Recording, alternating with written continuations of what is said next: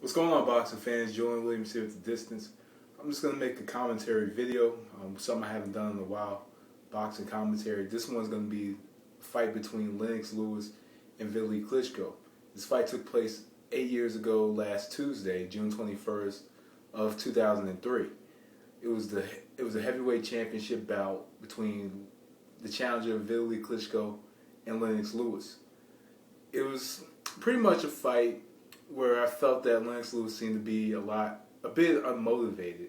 He came into this fight at like the biggest weight of his career. He averaged about 246 in his career as a heavyweight champion later in his career. It was for the Ring Magazine, IBO, and WBC heavyweight championship, and it ended with a TKO, 6-round TKO in favor of Lennox Lewis. So, pretty much with this fight, we all know that there were a lot of questions coming into this fight for Vitali Klitschko. Many people question his heart.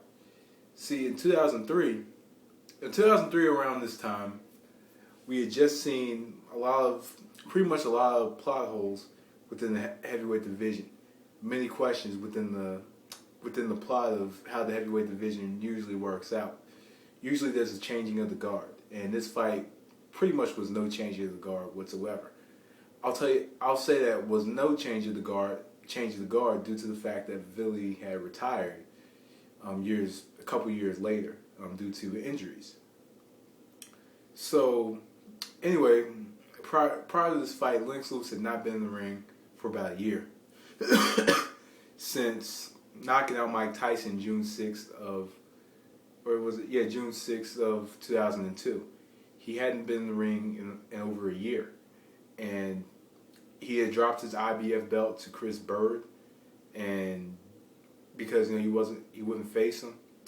Lennox Lewis pretty much was the undisputed heavyweight champion. I believe the last undisputed heavyweight champion, and we won't have a real undisputed heavyweight champion until July 2nd between Vladimir Klitschko and David Haye.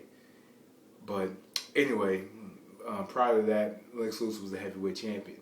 He wasn't going to face Chris Bird, the IBF champion. And I believe on short notice, he fought Vitali Klitschko. Vitali Klitschko, 3 years prior, or 2.5 years prior, had lost his belt to Chris Bird on the stool. And that sounded like he was taking a shit anyway. He lost his belt by quitting on the stool. He had a torn rotator cuff. If you look at the fight, you see how Chris Bird was avoiding the punches. I think at that time, Vitali was punching the wrong way. It kept overextending his arms. And the way that the difficulty of fighting Chris Bird, I think, led to his rotator cuff tearing. I could be completely wrong, but that's just my own perspective on it. But he was in a not necessarily a difficult fight, but it was kind of difficult to get off offensively against Chris Bird. With both of their styles, where Vitali has kind of that swarmer output, and Bird is more of a slick counter-punching type style, along with, he'll hit you with a bunch of feather dusters if he's taking the lead. And so he quit the fight in 2000, and 4 out of his next 5, he knocked out some decent opponents in 4 of his next 5 fights. So it warranted a title shot with Lennox Lewis for another belt, which was the WBC. So it's time for this fight. Vitali has been active over the last couple years. Lennox not so active. like remark from Chris Bird on to the fight with Lennox. They've both been in, I believe, the same amount of fights, or almost the same amount of fights. Lennox only fought David Tua, Hasim Rahman, and twice, and Mike Tyson in that time. And I don't even remember who Vitali faced. I know he had a decision and 4 straight knockout wins. And so, the fight was on. And pretty much the first 4 rounds, out of all those rounds, you could just tell that Lennox Lewis was at the highest weight of his career, and he just seemed to be unmotivated in this fight. I personally thought that he was looking for a knockout later in the fight, and he knew that he was down on the scorecards. But to be honest with you guys, I think that Lennox Lewis, if it would have went the whole distance, if it could have went the whole distance, Lennox Lewis would have won the fight. The reason I said Lennox Lewis would have won the fight is because Lennox Lewis had a good left jab, a good uppercut that Vitali would not be able to see with his eye the way it was, or his face the way it was, and he had a good left hook when you kind of lunged down a little bit. Had a good left hook and a good straight right hand. More than likely he wouldn't really see the straight right hand, but he definitely wouldn't see the left hook coming. Sometimes he wouldn't even see the jab. He probably wouldn't even see the jab coming. Lennox was going to hit him with punches that he didn't see.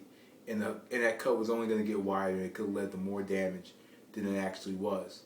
Fortunately, Vitali was able to come back and fight Kirk Johnson in either November or December of 2003 and knock him out in the second round. And even though he knocked out Kirk Johnson in the second round, Lennox didn't even come out of retirement.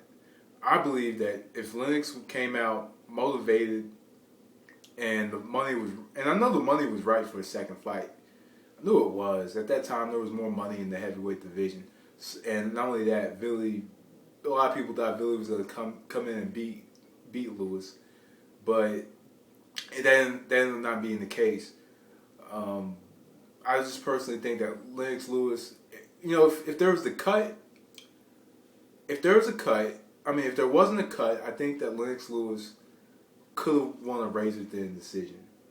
I think he could have won a razor-thin. I think the judges would have given him the fight. I think Lennox Lewis would have found his rhythm without the cut.